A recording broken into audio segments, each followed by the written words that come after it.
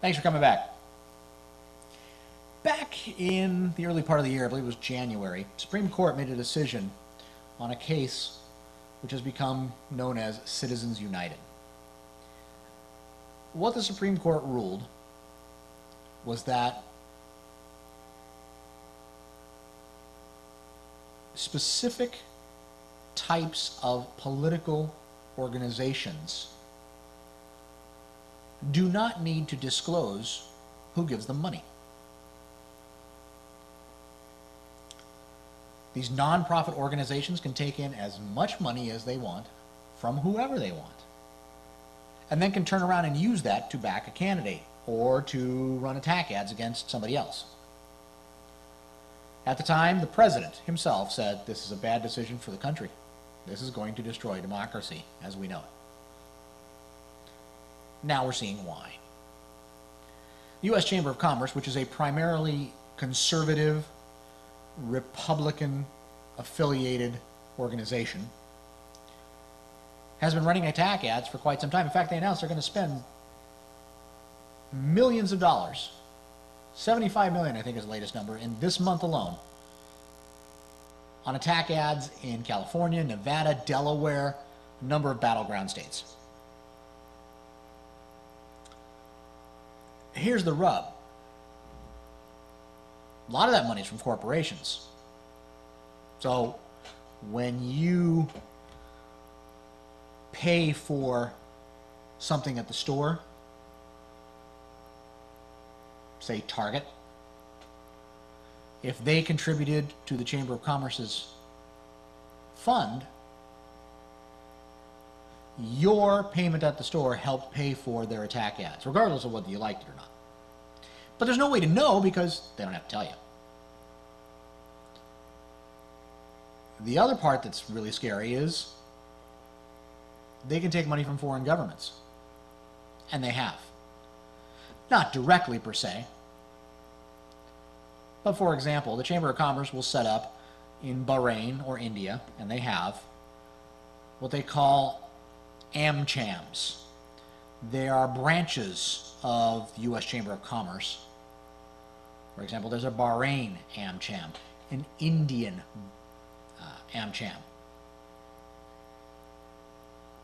These countries, or these companies in these countries, and we're talking about state-run oil companies, state-run media companies, so essentially it is the country, because it's state-run, they're not private. They join these chambers, these branches, and they pay their fee to join. It'd be hundreds of thousands of dollars.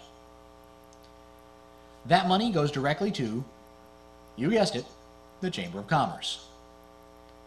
Now, the Chamber of Commerce would like to tell you that, oh, no, we keep that money completely separate. We know what came from the foreign folks, and it's completely separate. We don't, we can keep track of that.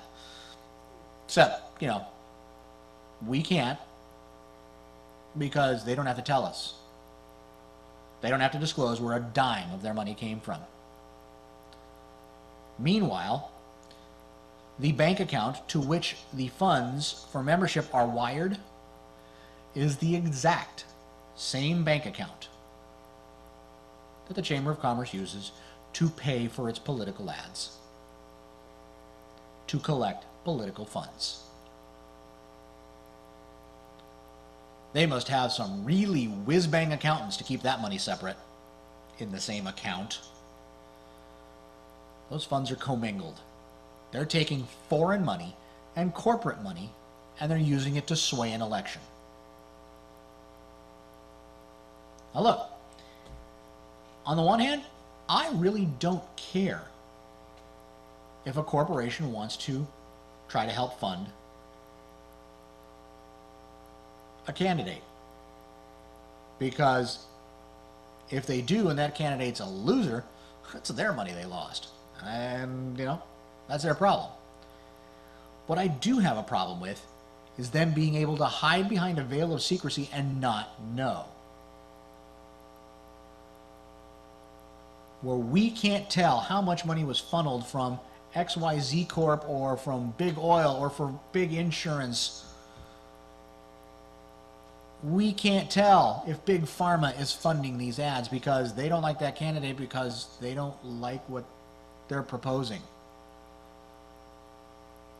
Let them spend their money, but we should know every penny of it.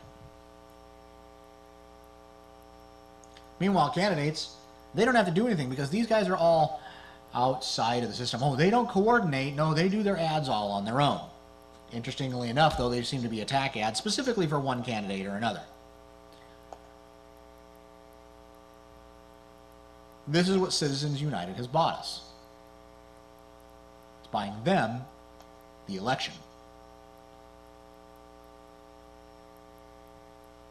That's big, it's big money choosing who represents you. This is what Citizens United means. Finally, we've come to the point where elections truly can be bought. We'll be right back.